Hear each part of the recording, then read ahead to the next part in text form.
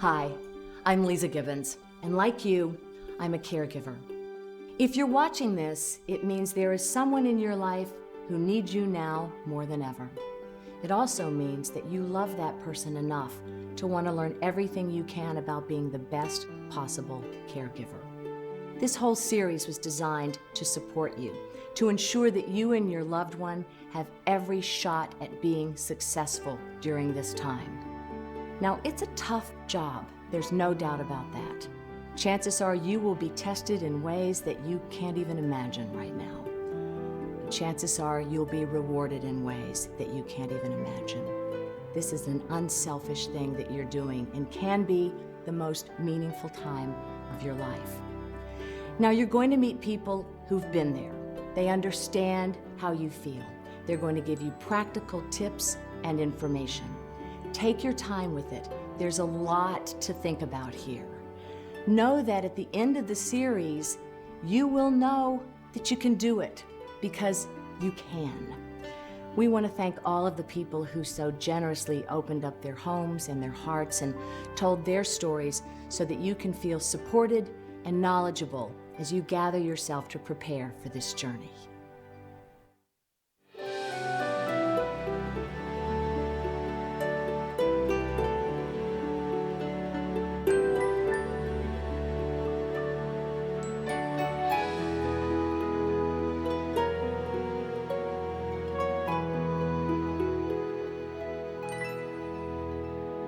Alzheimer's may be the cruelest illness a family can face.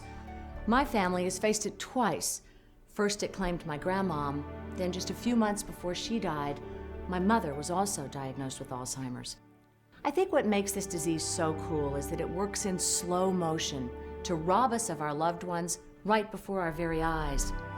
As it attacks the brain, it gradually takes away their ability to remember, to take care of themselves, and even to recognize us. It takes away what makes them who they are.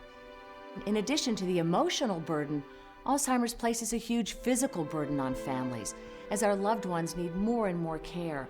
For many years, it was a burden that families like mine faced pretty much alone. There weren't many resources available to help them, and many families thought that having a loved one with Alzheimer's was a source of shame. Not long after we got the news of my mother's diagnosis, Mom made me promise to help tell the world about Alzheimer's disease. That's why I'm here today. I want you to know that while there is not yet a cure for Alzheimer's, there is hope, and even more, there is help. We are not alone. As my family discovered through suffering with this disease, as millions of other American families are suffering, we can find support amid the difficult challenges of caregiving, and we can help our loved ones continue to enjoy a life with dignity and meaning. And that's what this series is all about. Alzheimer's is the most common form of dementia. By dementia, we mean an individual is not able to understand, remember, or act appropriately. It really is a loss of cognitive abilities. And there are many causes of that, many different forms of dementia. A series of strokes can cause dementia. Sometimes vitamin deficiencies such as B12 can cause a dementia.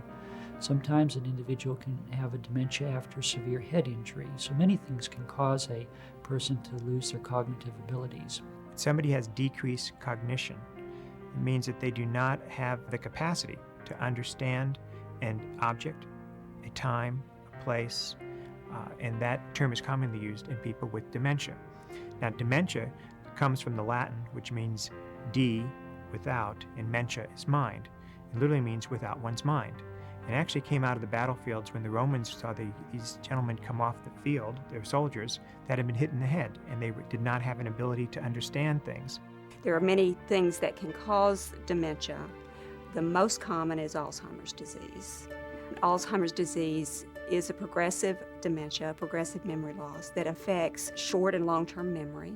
It affects what we call executive function, which is carrying out complex tasks. Doesn't mean that you're a businessman necessarily, but any sort of complex task like cooking or buying groceries. Dementia is a permanent change in memory, thinking ability, and judgment in an adult.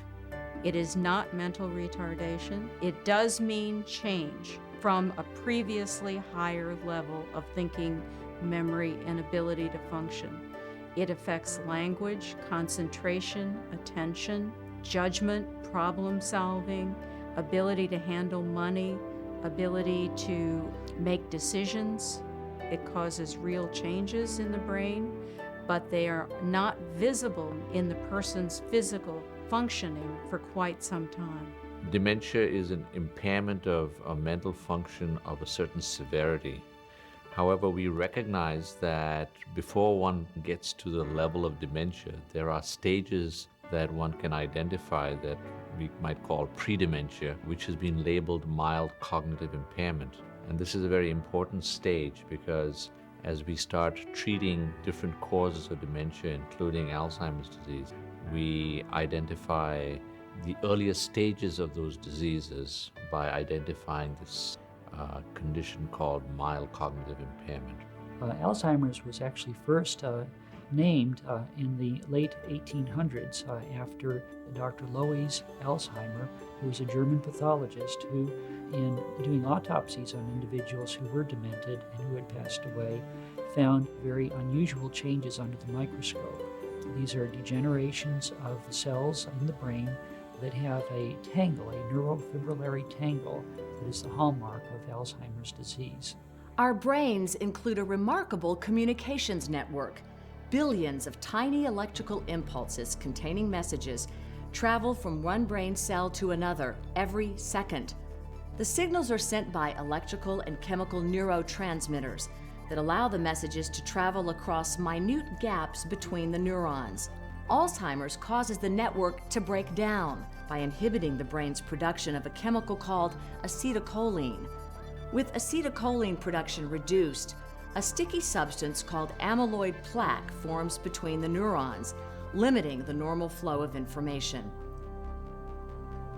In addition, protein fibers within the neurons become twisted, further diminishing the process.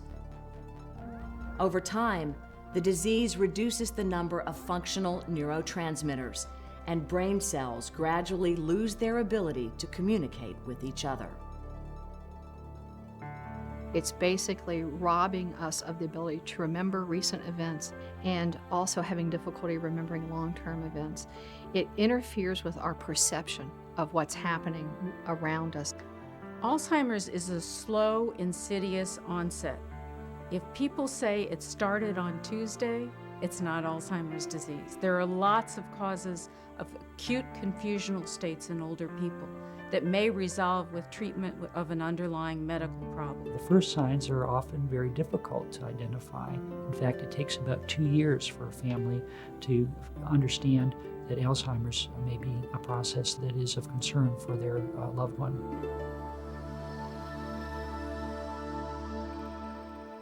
My granny made the best biscuits.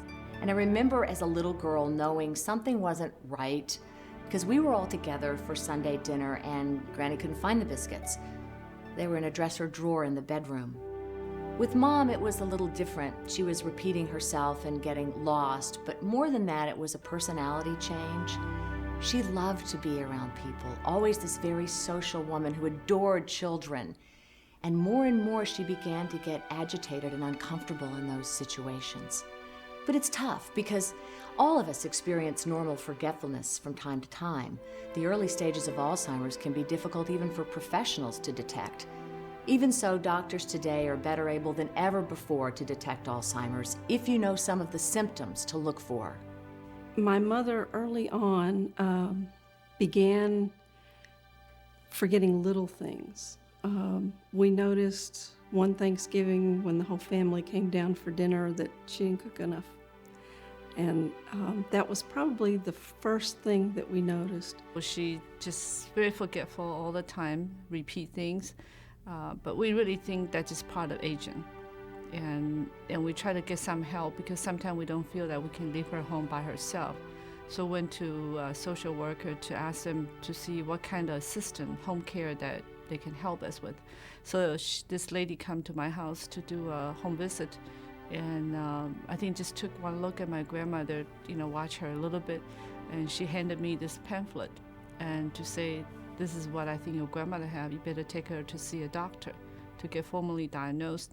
We first had the diagnosis as a result of some of the differences in his behavior, his forgetfulness, his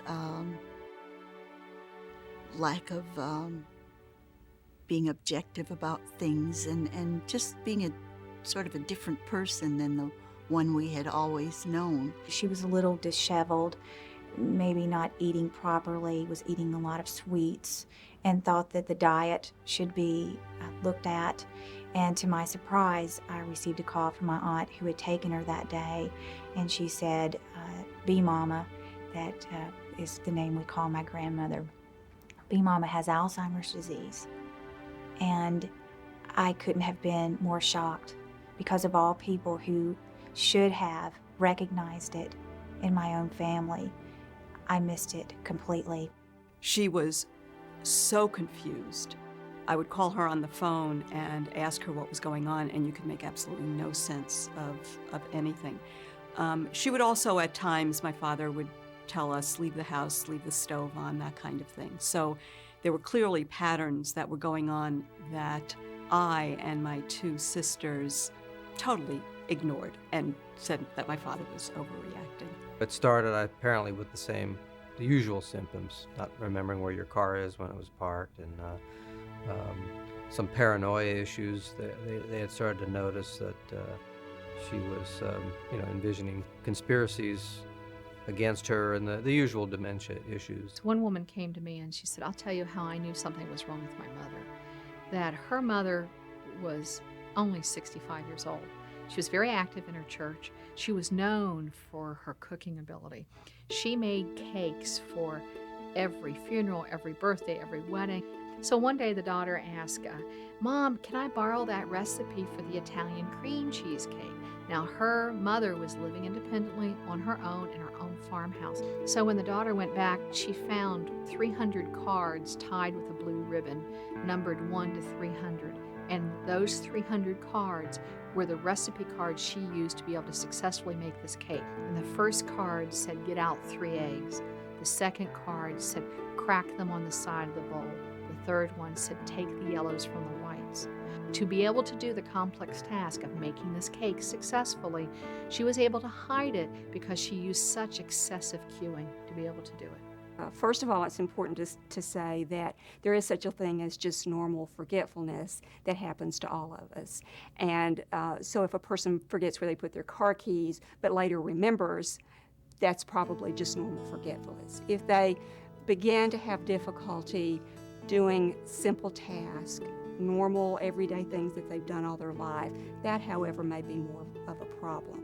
They may begin to pull back and isolate themselves a little bit, because in the early stages they recognize that something's not right, that if they go to a social gathering, they may not recognize people or be able to recall names as they once did. My husband was a very gregarious, outgoing person, and he became withdrawn and would spend time away from the family, like go in a room by himself and not be his old interactive person that he had always been. There's a problem in the job where you may get a call from somebody saying that your husband, your dad, your spouse is not performing the abilities that they used to, or they're going in, they're forgetting some of the things that are common things that they normally would do.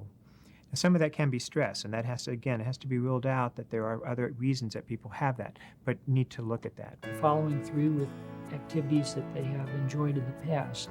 Do they still play a musical instrument? Do they still read? Do they enjoy hobbies that they had in the past? Often this is lost with the Alzheimer's patient, and maybe some subtle first evidence that the person is losing capacity in these areas.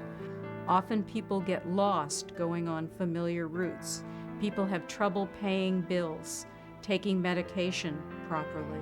Often people withdraw from previously enjoyed activities, sometimes because they're frustrated or they're embarrassed that they're not able to keep up the way they used to. Sometimes there's uncharacteristic suspiciousness. of people closest to them. There were instances where he would move household items. You'd be looking for him. Things in the kitchen, for instance, Sweet and Low, and find them, almost a whole package, in his dresser drawer, or paper towels pulled off squares at a time and folded up very carefully and also put in the drawer, and just different aspects of his behavior that were unusual and not making too much sense, and yet he did not seem to have any awareness that this was unusual behavior at all. Some people are very aware of their losses and may complain that they're not functioning like they used to, or they're worried about their memory. Some people have very little initial insight, and their symptoms are only noticed by their relatives. There often are behavioral changes that accompany Alzheimer's disease. Some people have delusions, hallucinations, they become agitated, they have what we call problem symptoms or problem behaviors, and even psychotic types of features at times.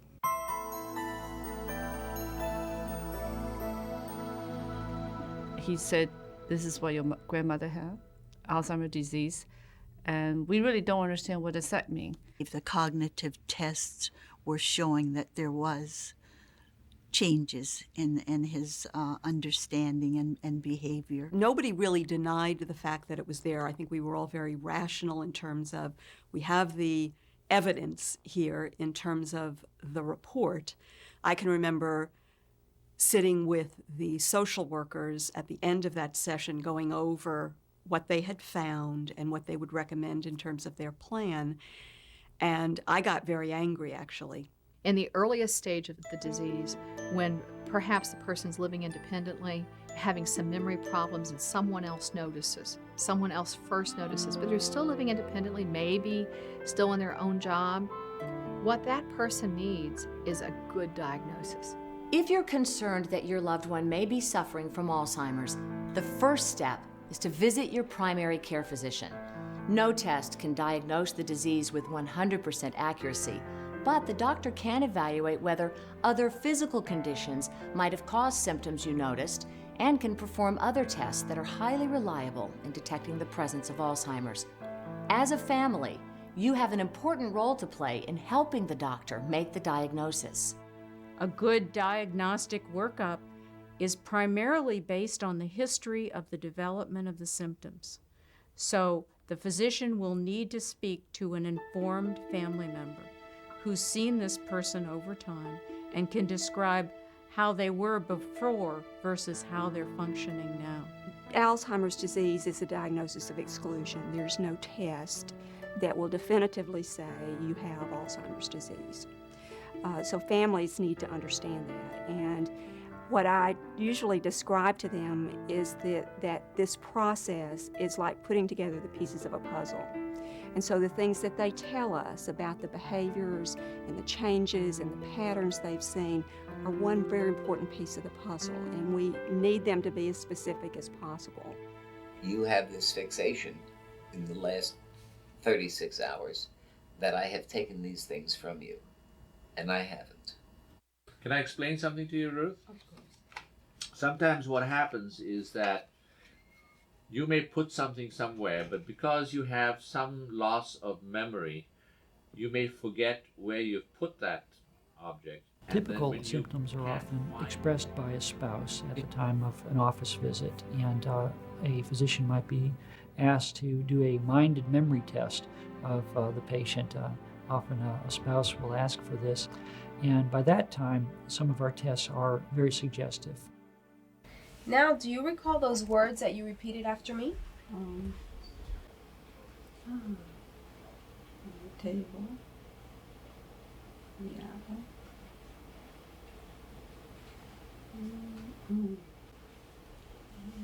Okay, they were table, apple, penny. Repeat. Penny.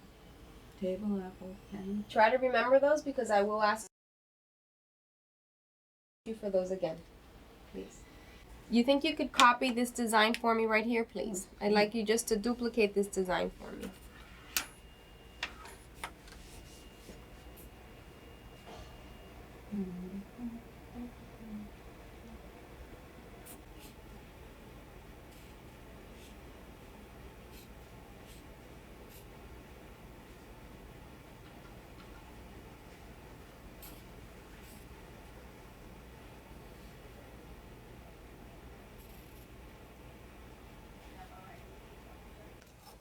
And what about this?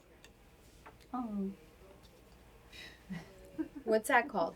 I was just taking these out of the drawer. When a kid.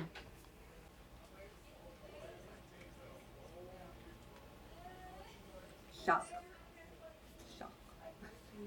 Most people begin by consulting their primary care physician. Someone who has known the person over time is in the best position to assess changes in behavior and functioning. And any general internist, family doctor, or primary care clinician should know enough to do an adequate evaluation of Alzheimer's disease. We look at any sort of medical problems they have because there are many other things that can cause a memory loss or mimic Alzheimer's disease that need to be excluded. It's important that we do that because some of these things are treatable and we may be able to improve what's going on with the patient. It may not be Alzheimer's disease. Often patients realize something is wrong. They may be embarrassed, frustrated, and they may be reassured to know that it is not their fault. They're not going crazy. It's not that they didn't keep up with current events enough. It's not that they're not smart enough. It's not that anything that they did that caused this problem. They should be told that they have a memory problem, that it's caused by something in their brain, that it's something that we know about and there are things we can do to treat it. They should be told that they are going to need more help from their family, and they would be wise to accept that help in order to make their lives easier and more comfortable. The family should be told what to expect from this disease. It's progressive, it gets worse over time, but that doesn't mean there aren't things at each stage that the person can do and can enjoy. And the important message is that this disease changes over time. Not everyone gets the same symptoms. Not everyone has the same course. No one can tell you how long it might last. And many people function quite well in supportive, structured, routine environments for quite some time. Well, many times families are experiencing a lot of denial because someone with this disease is usually able to cover it up for a long period of time, so they may deny actually that there's a problem. Then when they are no longer able to deny it's a problem, many times families are very much in shock that, oh, this is happening to me. And now, because of increased awareness, many people also will experience a sadness or a depression and kind of almost a sense of giving up. And some of the work of the Alzheimer's Association is to try to change that sense of, I can't do anything about this anymore, and that we can make a difference, and that even though someone has the diagnosis of Alzheimer's disease, it is not a death sentence. Very important to help families to have some tools that they're able to help one another deal with the disease. Patient has a right to know their diagnosis. But I think we should also understand that many patients may not want to know the diagnosis. And so my own philosophy is not to force a diagnosis on them just because I feel that the patient has the right to know. A lot of the factors that people look at for Alzheimer's have to be in accordance, in association with people that may have depression. For example, someone with depression, if you ask them what day it is, they'll say, I don't care, and it doesn't matter. Someone with Alzheimer's disease, you ask them, tell me what today's date is. They may try to guess and say, well, this is the spring, and this is 1953, and I just came back from a vacation to Europe. Well, none of that is correct. But in their mind, they're thinking, this is something that's important, that I can tell this person about myself and what I've done. So I think she was sad, she was depressed, she got into the very typical things about, I want to go home, this, that, and the other thing. I only wanted to emphasize the positive and say, oh, gee, isn't it great to be out here? Come on, we could do all these kinds of things. So at that point, I think she was just depressed. she was confused, and she would say things like, "I don't know what's wrong with me." So I think that she was upset, even beyond the depression. She was upset because she didn't know what was going on, and that really tugged at me. As I look back and reflect, she was not eating properly. Her dress, her appearance had changed significantly, wasn't really taking care of herself, bathing, grooming, dressing. It seemed to be a little more withdrawn, depressed, and that's something that after the fact we realized she had had for a number of years, that depression. In general, the patient with Alzheimer's disease is unaware of the illness, and to some extent that is a saving grace for them. However, patients with Alzheimer's disease also tend to become depressed, and it's more common for a patient with the depressed form of Alzheimer's disease to be more aware of their impairment. I certainly wouldn't say that everybody with Alzheimer's disease is unaware of the illness. To some extent, they may not realize the extent of impairment that they have. Actually, I guess I was the one to deal with the diagnosis because my husband, either at that time or at any time during the illness, never exhibited any apparent signs of being aware that he had this illness or that something was wrong with him. Families don't want to confront the person with the illness in front of them in a way that diminishes them or makes them feel like they're being observed. And so they have to find a discreet way to do that. They do need some private time to talk with a physician openly about their concerns about their relative.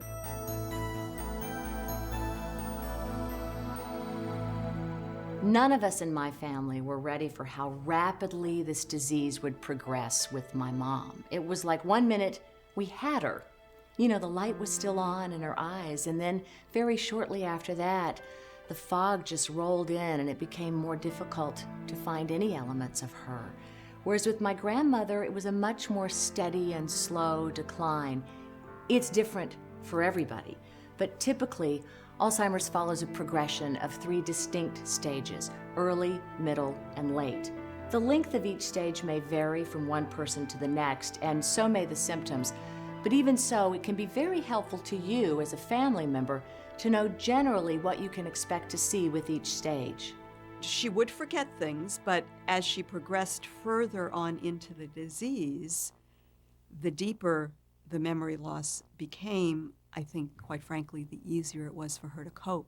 Well, this is my grandmother, and this picture was taken at a time when I was hardly able to get her into Penny's. She was shuffling by that point, walking in to get her picture taken. She had gotten to the point that her dementia actually worked for us, and she wasn't fighting and trying to keep it together. She had actually relaxed and enjoyed that opportunity. So we look at Alzheimer's as having 3 general stages: an early, which can be very hard to identify at first except by individuals close to the affected person; the middle stage, where they need assistance and supervision, which can last anywhere from 2 to even up to 10 years; and a late stage, where they require almost constant personal care, which generally is fairly short, 1 or 2 years. Other people have used other schemes, and there's a scale which is called the Global Deterioration Scale, which divides the illness into 7 different stages. Stage 1 is actually the normal stage, and stage 2 and stage 3 roughly correspond to mild cognitive impairment. Essentially what happens in these different stages of the disease as one progresses downwards is that the memory becomes increasingly impaired. It becomes impaired to the point that it starts affecting the ability to function in everyday life. Early stage usually is up until and including the time of diagnosis. Someone who's in the early stages of the disease really may not be aware that they're experiencing some of the problems. So, for example, they could be sitting in the middle of a classroom or in the middle of a social activity and be fully cognizant and aware of who's sitting around them, what's going on in the environment, and then all of a sudden they'll lose it for a moment, and they may become very startled and not know aware of what's going on. In those early stages, the other things that folks need is to make decisions. They need to make decisions on, do they want a living will? Do they want advanced directives? Where do they want to live? Who do they want to have taking care of them? Do they want to designate who is going to get pieces of their property? The more you can have feelings of control of what's going to happen to your life, particularly in the stage where you know about the disease, you know you have the disease, and you can express what your needs are. What I found with my grandmother is the first sign again is nutrition, hydration. Are they drinking? Are they eating? And then medication compliance. That's a huge problem. Our hospitals are full of those who are in because they are malnourished or have not taken their medicines. And right before the family's eyes, who are loving and caring and spend so much time with them, they miss that as we did. As the person moves through the disease process, they'll probably still be able to live pretty independently. They will start to have problems with complex tasks, handling their checkbook, paying their bills. Those are some of the first problems. Driving a car. Actually, in this early stage, it's not actually the mechanics of driving, but it's getting lost when I'm driving, not being able to find where I am. Being able to cook, doing complex tasks of storing food, cooking food, eating enough. But I think the beginning stages are the hardest because the individual has to be frightened. I think there were times that she was really frightened. The person with dementia may forget that they have the disease, and emotionally they're very intact, and it's something like that social facade that we all put on. Oh, you know, when you feel miserable and someone says, "How are you today?" You go, "Oh, fine, thank you." That's still intact. So if you try to intrude upon me and say, "Mom, tell me where the insurance papers are," I might get really upset. Why are you asking? Why do you need to know where the insurance papers? Why do you think I can't handle my own bills now? So sometimes this is very difficult for the family, and it's a good time for the family to get in connection with the Alzheimer's Association. Although some patients will develop, for example, psychosis, delusions, that, for example, somebody is having, a spouse is having an affair, or somebody is stealing from them. These kinds of things can occur in some patients in the earliest stages of the disease and may in fact be the presentation of the illness. Commonly, these problems actually occur in the more moderate stages of the disease and become more prominent as the patient becomes more advanced in the course of the illness.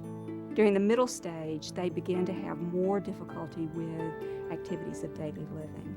Even simple tasks begin to become more complex. Their memory worsens.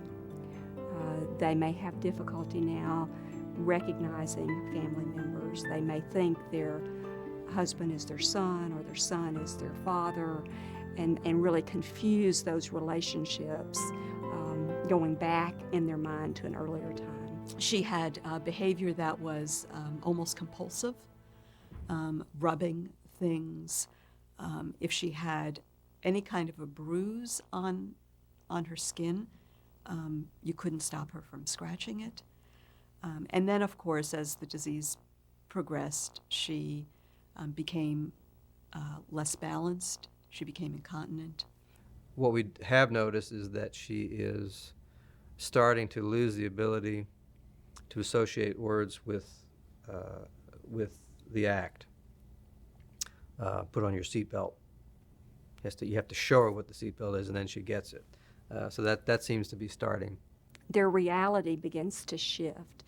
And it's difficult to explain, but if you've ever awakened in the morning in a strange hotel room, and when you first wake up, you're lying in bed for a few seconds and you don't know which way the bathroom is, where the light switch is, not even sure exactly where you are, but immediately it kind of comes back to you, oh yeah, I'm on vacation and I'm in a different hotel room. People with mid-stage Alzheimer's disease kind of face that all the time. Everything's a new situation. Nothing looks familiar anymore. The final stage of Alzheimer's is very difficult. Our loved ones begin to lose the ability to function physically, and they may need round-the-clock care. Except for their physical bodies, very little of the person we've always known may remain. Finally, the disease affects a person's ability to function in a physical way. The ability to walk changes. Patients with Alzheimer's disease become slower in their functions. They resemble, to some extent, patients with Parkinson's disease in that they tend to become stooped forward. They tend to fall more easily. They tend to have difficulty with their balance. Ultimately, the patients are unable to walk, and finally, in the later stages, they become bedridden. Swallowing becomes a problem. Control of bladder and bowel become problems. These are all in the more advanced stages of the disease. During the late stage of Alzheimer's disease, all of these symptoms really progress. They began to lose the ability to communicate. Their sentence structure goes from being able to make complete sentences and thoughts to very simple terms. They may call objects by different names. They may struggle with finding words. And as the disease progresses through the late stage, they often lose their ability to communicate at all. They also begin to lose their ability to do other simple functions. Walking, sitting in a chair, become increasingly difficult. They may be able to do a function if you start the process for them. For example, if you put a toothbrush in their hand with toothpaste on it and bring it to their mouth and start the process, there may be enough remembered memory that's embedded in the brain that they can finish the process. But without that starting motion, they would have no clue what a toothbrush is or what you do with it, or that there's any such thing as even brushing your teeth. It even progresses to the point that they forget to swallow. That as you feed them, you literally say, chew the food, swallow the food, chew the food, swallow the food. You have to tell them even those basic things. The process is ultimately that this does become a terminal disease, and they often end up bedridden, unable to communicate, requiring total care.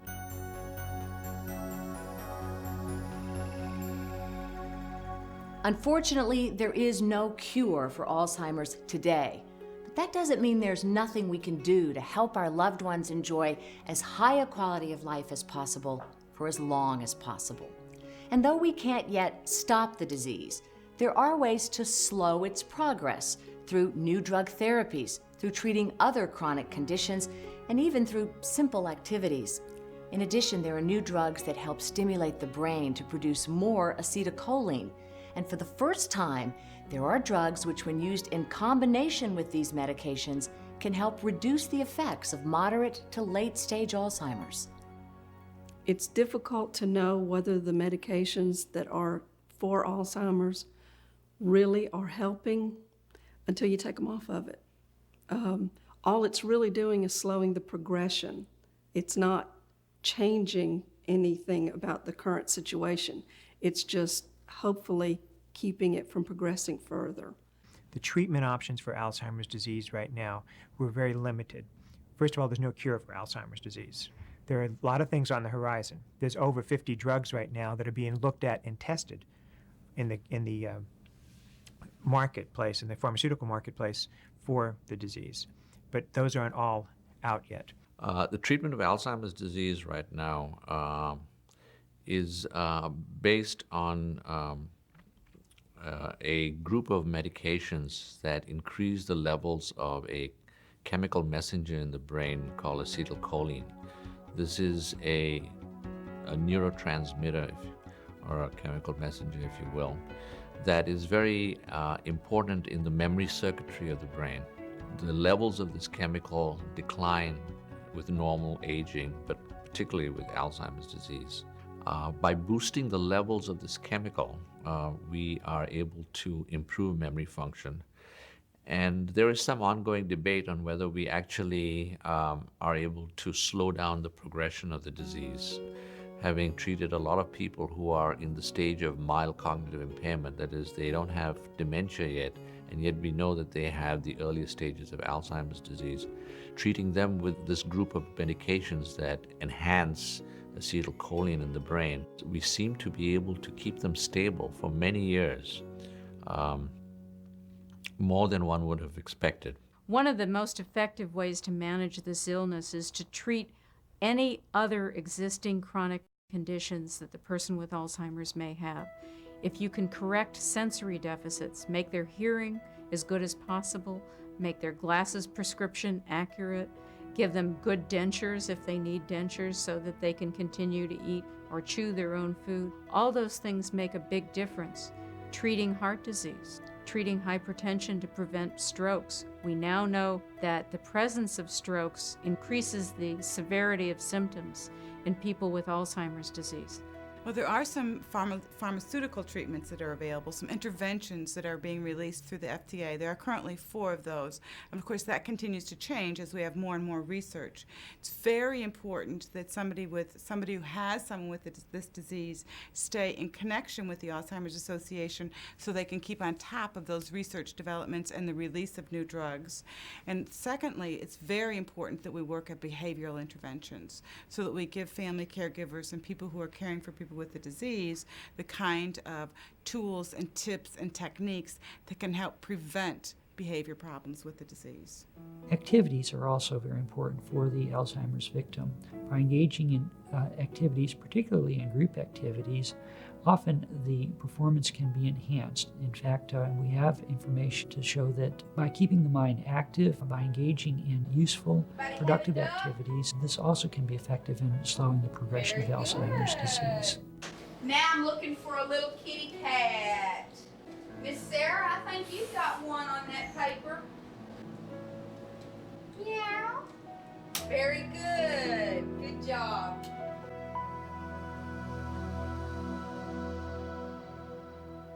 When do you tell others that your loved one has Alzheimer's? Do you wait so you can protect their privacy as long as you can? Do you worry that people will treat your loved one differently, even while they're still functioning fairly well most of the time? Or do you tell others right away so they can learn to relate more effectively to your loved one and provide more support for all of you as time goes on? It's a hard one. My family wrestled with all those questions, and there is no simple answer for every situation. But there are 2 rules you should always follow. First, be guided by the wishes of your loved one. And second, learn as much as you can about Alzheimer's so that when you do tell others, you can do it knowledgeably. In the long run, that will help everyone. I have 3 daughters, and they were able to witness the behavior. It wasn't like I was telling it from a long distance standpoint. They could see for themselves the changes. And fortunately, they were all very supportive. I didn't feel as though it was something that I had to hide. With family members, it was something that I felt I had to hide, oddly enough, with strangers.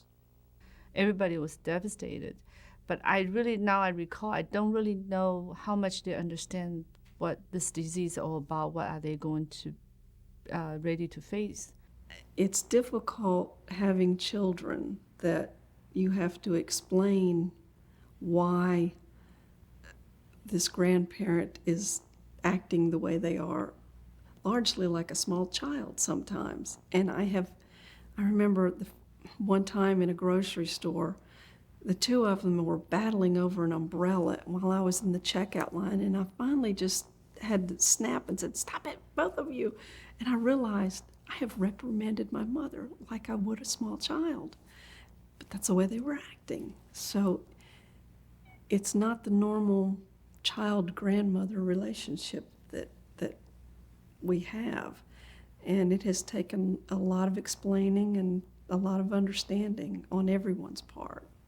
What I have noticed is that most everybody treats Marie with respect. I mean, it's not a question of this is some person we have to hide upstairs, which I understand it was that way at one time. Alzheimer's is a diagnosis that is recognized by almost all of us now. And children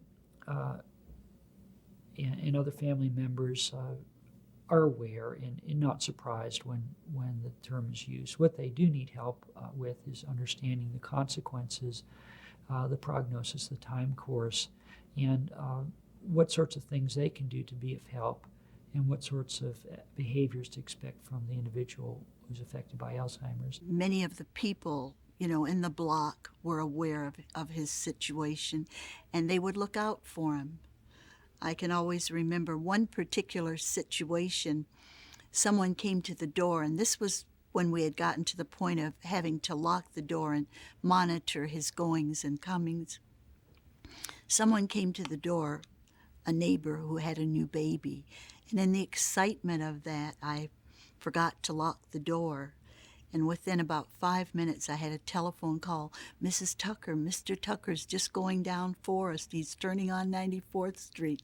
And by the time I got outside, another was neighbor. He just went around the corner, Mrs. Tucker. So my neighbors were very supportive, and I'm very grateful for that. In general, I would say that informing others reduces the possibility that there will be major misunderstandings that might occur, especially when inappropriate behaviors start occurring and the patient is then accused of doing something inappropriate and people don't realize that this is part of their illness.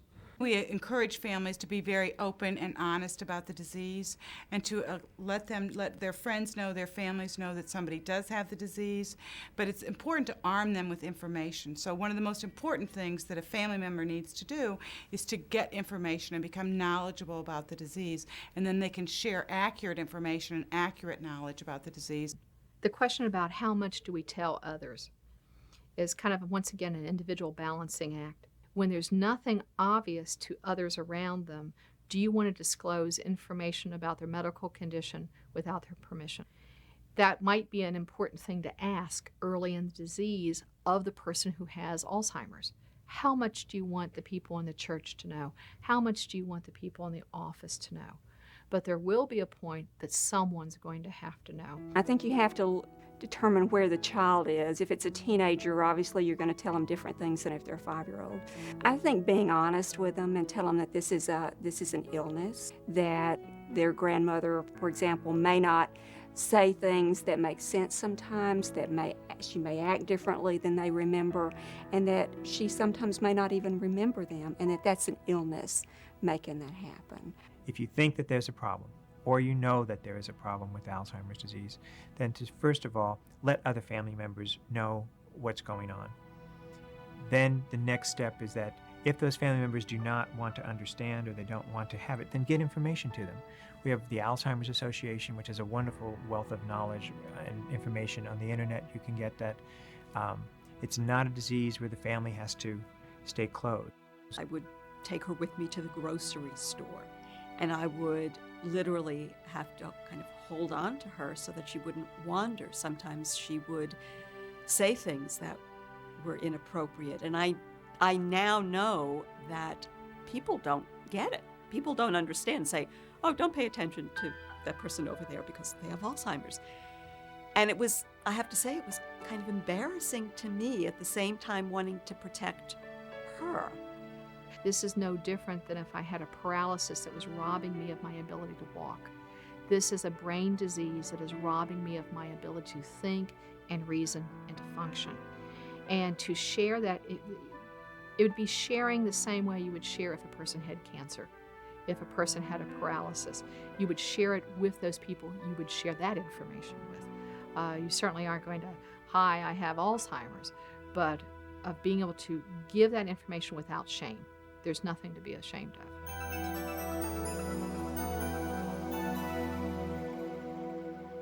A person with Alzheimer's disease just doesn't experience the world the way you and I do. That's just the bottom line. Your loved one may be in the same physical space with you, but have a completely different reality going on. Living in her world of, say, 50 years ago, she may well perceive you as someone else. Or she may live in a world where simply nothing looks familiar. A closet door may look like a bathroom door. or she may not recognize her own reflection in the mirror. But we have to try to put yourself in their place and determine, if you can, what are they thinking, or how is this making them feel, and make it as pleasant for them as you possibly can. I just learned to try to see her world through her eyes instead of try to argue with her. And that's very easy to do for people to expect her to act normally. It took us a long time to realize that we have to see through the world through her eyes. She's so frightened all the time because there's so much she doesn't know, and she knows she doesn't know it. That her existence is getting from moment to moment without hurting herself and without being out of my sight. As long as she knows where I am and that I'm close by, she's pretty comfortable. If I'm not there, she's agitated, which makes it real hard because you feel like you need to be there all the time. And somehow in our minds, we come to believe that Alzheimer's is just a thing of forgetfulness. But Alzheimer's isn't just that. Alzheimer's actually attacks progressively different parts of the brain. And as it marches through those different tissues of the brain, and each of the areas of the brain have different functions. Some contain learned memory, some contain the ability to breathe and swallow.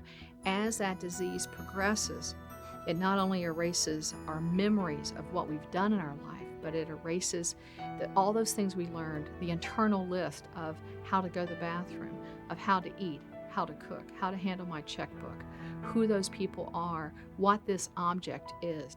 In the earlier stages of Alzheimer's, we find that these patients are able to communicate better and tell us some of their fears and their experiences. In the later stages, we unfortunately cannot. We can only guess at the distress that they must be experiencing. These individuals fear the unknown, fear the loss of control, and do realize that they can't do as much as they had in the past. It's a significant loss and a period of loss that they're reacting to. It is just a completely altered reality. When they look at their surroundings, they are not seeing things as you or I would see them. There actually are visual and spatial distortions with this disease, and how that change in reality affects them is completely individualized. And the job of the caregiver is to meet them wherever that reality is. And how you do that is really to watch them and listen to them and try to determine what their reality is. If their reality is they're living 50 years ago and they think they're a 30-year-old man and they're flirting with all the girls because they're in the Army and that's what you did, and that's their reality.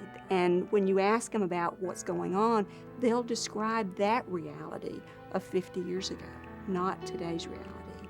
I might be going in a dining room and I can't remember why I'm in that dining room, and there's a sense of panic, a sick feeling that takes over that I can't understand. And what they need right there is a best friend. They need whoever is with them to become their best friend, to approach them with a smiling, happy face. Hi, oh, I'm so glad you're here. Let me show you where we're going to eat today. So it's always a pleasant, anticipatory face that says you're in a safe place. When they talk to their daughter, who they now think is their mother, again, their reality is probably 50 or 60 years ago. And they're looking at this person who may look like their mother did when they were younger. And she was a safe person. She was someone that the person loved. And so their reality is that I'm going to latch onto you because I don't know exactly who you are, but I know you're someone that is important to me and someone that's going to help take care of me like mother did. And mother's just the common term. Occasionally she will think that my wife is her sister. And I noticed that occasionally she does get daughters' names mixed up, but with 8 kids, I mean, I can understand that. But occasionally I think Marie reverts back to perhaps sometime in her past and approaches us like her siblings or certainly her contemporaries. In Alzheimer's care, we talk a lot about safety, physical safety. The most important thing is emotional safety. Do I, as a person who has dementia, do I feel safe? Do I feel valued? Do I feel important here? And she loved her home. It was everything to her.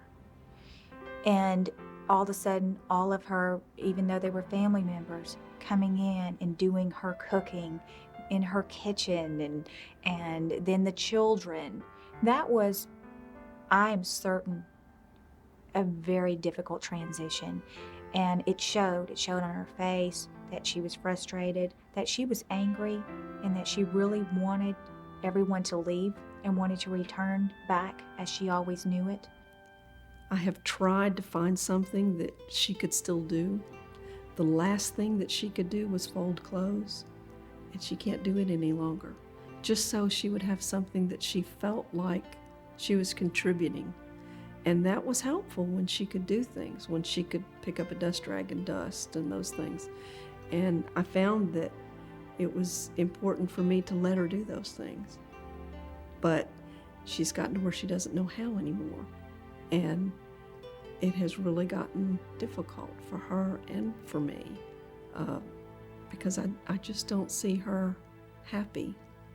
Patients have what we call a frontal lobe syndrome quite often, that they become euphoric, and that's another reason why they may have very little insight into their condition.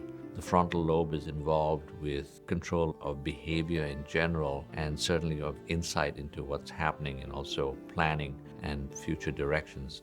So what happens in these people is that they have impaired insight into their condition as well as not remembering what they're unable to do. And so they tend not to be aware of what's going on, and they may actually be quite inappropriate in their behavior. People stop recognizing familiar environments, and they keep looking for something familiar that identifies them and puts them in a context in place. And so they'll say, I want to go home, when they're already at home. Some families find if they just take them around the block and bring them back and say, oh, look, here's home, it's a whole new experience and they've forgotten. There's certainly a feeling of worthlessness on her part. And it's probably aggravated by the fact that she is now taken out of her home environment, the home that she actually had in her married life and raising her children. She's certainly well aware of that. I think she accepts that on certain days. On other days, she gets into a mode where, why I don't have a home, why don't I have my own home anymore? Who's living in my home? Those kinds of things. Every day she said that I want to go home, and her home means Taiwan, and so we got her a ticket. My sister accompanied her to fly back to Taiwan, and on the airplane, that she watched a movie. And after the movie was over, she got up, said, okay, movie's over, let's go home. And then we realized that she didn't realize she was on the airplane. So we said, this is the airplane, and she didn't believe it. So we actually asked the captain come out to explain it to her. So she come down and sit down. Then she started getting very agitated, go up and down on the aisle. And it was very difficult because 13 hours, 15 hours flight home. And she finally, we thought, now she's been months, she's been talking about going home. So we finally took her home. And as soon as we got to Taiwan, back to the old house that supposedly she lived there for many, many years in very familiar environment. And she said, I want to go home. So when she got to Taiwan. And then we realized there's really the home to her, it's environment that she is familiar, hearing the voice that she used to hear, and the faces. Maybe she might not be recognized, but at least somewhat familiar. So it's no longer a physical place. I have an individual she was an artist as a young woman, and then you go into her house, she has some beautiful paintings. As her disease progressed, you see her paintings getting wider and wider with less color and less types of mixtures of people in it, and distortion that occurs with it. Is it a study in how someone's brain goes as Alzheimer's? I think it could be just one individual, but I think we can look at that as an example of things become further blurred for us. We can never entirely put ourselves inside of someone else's reality, and yet that's exactly what we're asked to do as family and friends of someone with Alzheimer's. See, the better we learn how to look at our surroundings from a different point of view, the way an individual with Alzheimer's sees it, the better we can deal with the difficult behaviors that accompany the disease. We'll look more closely at how we manage that in the next program.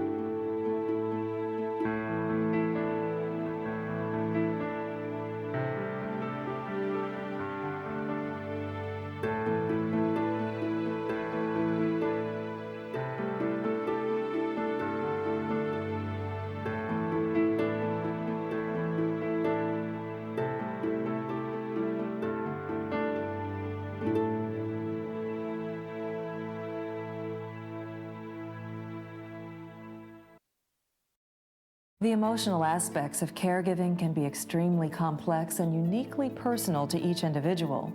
But in talking to caregivers, we have found they have many concerns in common. In fact, coping is the one topic that seems to be the most difficult for caregivers. But I think as a nurse, I also feel like I should be able to do a better job of what I'm doing.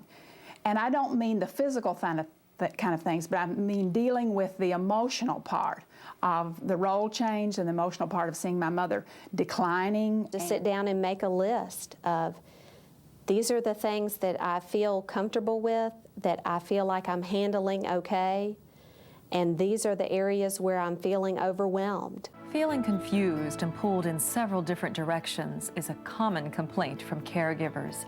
Demands from work and family, plus those created from the caregiving process, may make you feel like you're not able to satisfy everyone or anyone. I wanted to please her, and I wanted her to be happy, and I wanted her to feel well, and when I couldn't make her happy, it was just very difficult for me. Because it's not his fault and it's nobody's fault. But you're angry because you say, why? And some days that he's more confused than others, and you lose your patience because you need a lot of patience with the disease. People really set themselves up for physical health problems, mental health problems, when they try to do it all themselves. And it's a very dangerous position to be in because ultimately you're putting your loved one at a greater risk. I was really becoming emotionally exhausted, was that I couldn't do the things that I love to do, and I had all this time to do it. I had all this free time to write, read, create, and I couldn't do it. Before you can take care of someone else, you have got to take care of yourself. You have got to get up and, as much as you can, at least have that shower, get dressed, and a few minutes to yourself before you can take on the care of someone else. Profound levels of self-care are needed in order to continue caregiving, and hard decisions like putting yourself first becomes necessary in order for you to do anything at all. And I think it's really hard for persons to make that switch and to realize that, in fact, what has all along been seen as the non-loving thing to do is now the most loving thing to do. Because if you can't maintain your own strength, then you can't be there for that person. Whatever matters a whole lot to the individual to whom the care is given.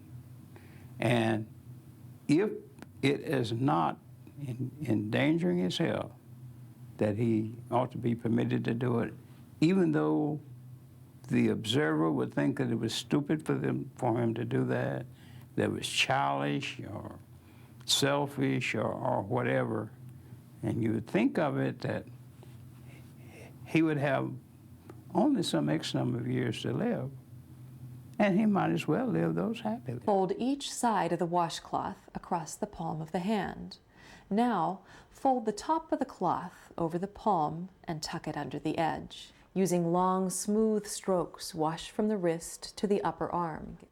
Then bend the patient's leg on the bed and place the foot in the wash basin. Place the shampoo basin or inflatable sink under the patient's head. Using a pitcher, completely wet the patient's hair. Use warm water ranging from 105 to 110 degrees Fahrenheit. Select bedding that is lightweight, soft, and washable. Synthetic fabrics are often too hot. Starting at the head of the bed, strip the bottom sheet, draw sheet, and linen-saving pad from the unoccupied side of the bed. Roll the sheet tightly against the person's back or side. Bedridden patients should, if at all possible, be placed near a window with a view. Also place a large calendar and clock in the room. Devices like a mechanical lift can relieve much of the physical burden. First, let's learn how to safely transfer a patient from the bed to a chair. Bring your forearm to your chest, drawing the patient to you. Hold the patient's inside hand with your outer hand. This position gives you good control of the patient. Observe your home with a fresh eye for obvious dangers. You may also want to purchase a waterproof bench or chair to place in the shower or tub so the patient can sit while bathing. Always speak to the patient as an adult in a clear and respectful manner. Also, talk to the patient as if you expect a response. Many patients can understand what you're saying, even if they don't respond. I think everyone should have a list of all the medications they're taking, what is prescribed by the doctor, have the trade name, have the generic name written down. Number 2, when supervising or administering medication, check for the 5 rights: the right medicine, the right dosage, the right time, the right route, and the right way. One of the most important things that a caregiver can do, or any patient can do, is be familiar with your medicine, with what it looks like. Single, most effective way to prevent infection is as close as your sink. It's called hand washing, while turning the glove inside out. With the inside out glove protecting your fingertips, peel off the remaining glove, turning it inside out and encasing the first glove. Always use disposable gloves when touching soiled linens, pads, wound dressings, or clothing. Nutrition plays a vital part in maintaining good health and preventing and treating disease. However, most caregivers soon realize that ensuring adequate nutrition for the patient can be somewhat challenging. More often than not, families postpone the decision to look at long-term care until their loved one experiences a crisis or can no longer take care of themselves. But the best time to explore your choices is well before you're forced to make them. I cannot emphasize enough the kind of communication in which we learn the wishes of the individual for whom we're caring. There are a number of warning signs you can watch for. One term you'll hear frequently is ADLs, activities of daily living. Another trigger may be that there is particular, what we would classify as bizarre behavior. The children are in denial that dad needs help or mom needs help. And most of those classic examples are usually people that have memory loss and Alzheimer's type dementia. It's important to have that assessed and not just assume that they're getting old and so their memory's not good. That is not true. We're all bounded by limits from the standpoint that even though we see need, even though that we see unmet need, that we may have to start not with level of care change, but start at a lower level with what a parent will accept. Determining which option is best for you depends on several factors. First and foremost, the extent of your loved one's physical needs and abilities, your family's financial situation, and your loved one's preferences and your own. The good news is that families have lots of options today. The bad news is that there's often some confusion on what those options really are. Simple medication instruction, teaching families what are some of the side effects of medications, what are the usual schedules for medication. There are a lot of devices that help people still continue to use their hands that have aged and aren't as strong as they used to be. There is no shame in looking for other settings and other relationships. Talk to your loved one in a respectful way that makes them feel part of the decision. If you and I were uprooted in the midst of having medical problems from a home that had many memories that our children grew up in, or that we had very special things that to us were a part of our memory and history, and all of a sudden we were plopped somewhere else, it would be a catastrophic kind of reaction in a grief. If you are truly at a place where you can no longer provide the best care for that person, you're making the most kind, loving, and ethical decision to go on to the next step. And your responsibility there doesn't end, but it changes. Many times you hear about guilt on the children's side of things when they move someone to assisted living, but a lot of times the resident also had guilt by feeling like they may have been a burden. The biggest difference between independent living and assisted living would be someone that might be ready to make a change.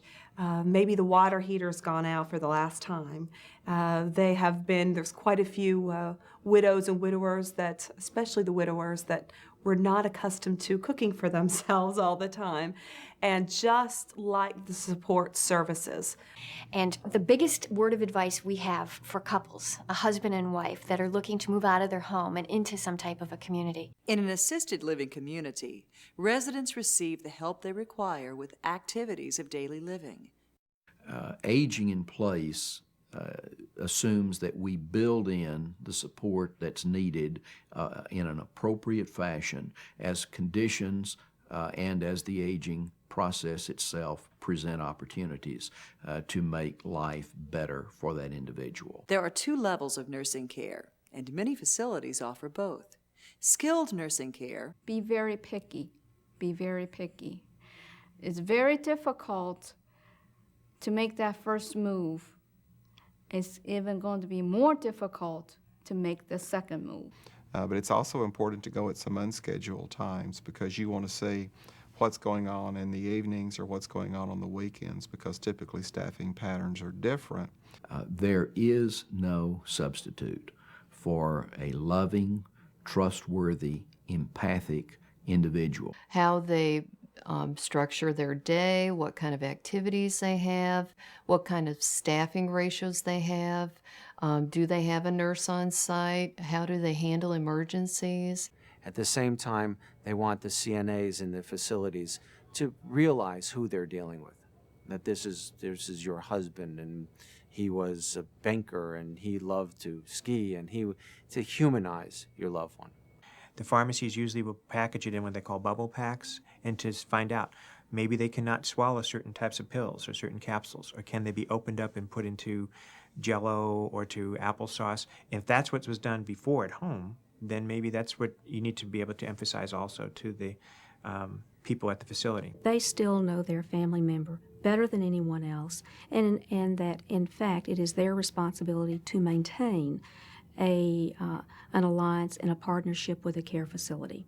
Nursing homes are the most highly regulated healthcare industry in this country, and they have very stringent requirements related to that. However, that does not always translate to high-quality care. They need to be very bold and very specific in knowing what's going on in an environment where a loved one is placed. Many Americans are looking at long-term care insurance as a way to preserve choice, protect their assets, and reduce the burden for family caregivers if the need for care arises. Medicaid is a joint federal-state health financing program for low-income individuals. Depending on a person's age and their sex, their health, they may live many, many years needing some type, if not complete, long-term care. So having that insurance policy for peace of mind, if nothing else, for many people is quite helpful. Many children are beginning to look into long-term care policies for the same reason. Some people think that buying long-term care insurance can be quite complicated, when in essence there's basically 5 decisions that you're going to make. It's important to have a comprehensive policy that offers benefits across the care continuum, meaning home health, other community care such as adult daycare, assisted living, skilled nursing facility, who knows what will come in the future, whatever the continuum is, so that the person has choices, because really the crux of long-term care insurance is asset protection and independence and choice. Then that policy is going to allow their caregiver at home to have help come in on a regular basis to give them the relief they need to provide care for that individual for a longer, more extended period of time. There are 3 important legal instruments that address these issues: a testamentary will, a living will, and a durable power of attorney. Now, in almost every state, even if there's no will, the property is going to pass to the spouse and then the children. It won't go to the state, which is what a lot of people are afraid of. Oh, if I die without a will, it's all going to go to the state. Property only goes to the state. The living will is really a communication device to your family and to your providers, healthcare providers, your doctors and others. These are my wishes. I'm writing this down and putting it in a form that I want you to respect. 80% of people who die in America die in the hospital. Many of those deaths occur in intensive care units. Some of those deaths, about 15% of them, occur after the patient their heart has stopped and we've attempted to resuscitate them. A durable power of attorney is another important means of making sure your wishes are followed. A durable power of attorney for health care is another legal instrument that allows a person, whether they're terminally ill or well, to identify another person. It is a good idea for people to have the living will, the durable power of attorney for health care, and the general or financial power of attorney to cover all financial matters. Generally speaking, when people get to the place where they have to make decisions about long-term care, financial decisions are the last thing that they want to be dealing with. It's almost a skeleton binder that the parent or the child can have as a starting point to say, I've got to find this document, I've got to find this document, and it's a place to where you can store everything. You don't immediately assume that what you're looking at is simply a document. It may actually be the asset itself. How much will you need to spend? To answer this second question, you'll need to do a little legwork. What most people end up dealing with is, how do I make my money stretch far enough? For most of us, Social Security is the first financial resource we think of when we plan for our retirement years. But the benefits are not the same for everyone, and not everyone qualifies to receive them. The spouses may want to check and see whether it would be more beneficial to draw their normal Social Security benefit. In the distribution phase of a retirement plan, you really have to be aware of the income tax associated with each retirement account. The money that is set up for the fixed income side is set up in a way that you have a consistent flow of income, whether on a monthly or a quarterly basis, to where you can keep up with the inflows.